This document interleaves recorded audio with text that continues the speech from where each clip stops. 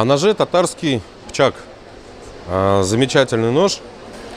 Провели мы, скажем так, реконструкцию, провели мы некую работу по исполнению этого ножа от и до, по изысканиям Искандера Лероновича Измайлова. Замечательный наш друг, который нам дал информацию из запасников и не только приложил свои знания научные, не только, да.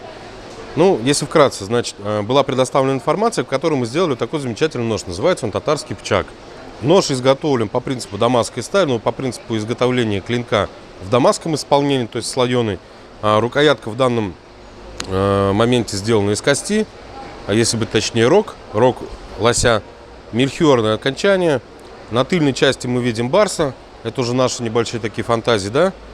Гарда сделана в таком неком виде сапожка, у него есть свои нюансы, о которых я расскажу чуть позже. Данный нож используется у татарских воинов до прихода Ивана Грозного. То есть в 1552 году данные изделия были не то чтобы сняты с производства, вообще к ним было запрещено прикасаться татарам, ремесленникам татарским, кузнецам. Какая характеристика у этого ножа? Используется он, а если точнее использовался для смертоубийства, для нанесения колото-режущих ран, обоюдоострое окончание имеет на конце для выковыривания стрел из задницы, из ран, потому что литье, ковка, стрелы то же самое, это очень дорого, на самом деле оставлять это не стоило. Также для забоя скота. Лезвие порядка 300-350 мм в длину, очень удобен на самом деле в использовании.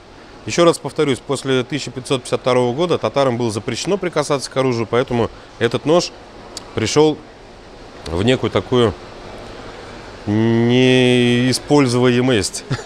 Взамен ему пришел нож, называется он куябрик. Куябрик от слова куй. Куй — это баран.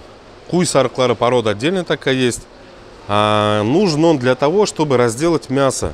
Разделать мясо барана, разделать мясо скота любого. Вообще любой нож — это вера. Вера в то, что мясо пальцем не разделаешь. Бралась обычная кочережка, незатейливым образом, то есть обломок кочерги, вытягивали, получался вот такой замечательный нож. В данном случае мы его делаем из инструментальной стали У8, У8А. Заточку они держат шикарно, ржавеют они безбожно, требуют ухода, как любой нормальный мужчина, кому женщина. То есть, да, пользуешься человеком или ножом, ухаживай за ним, протирай, будет служить очень долго и вечно. Сейчас покажу, как он режет. Это можно взять любой наш нож.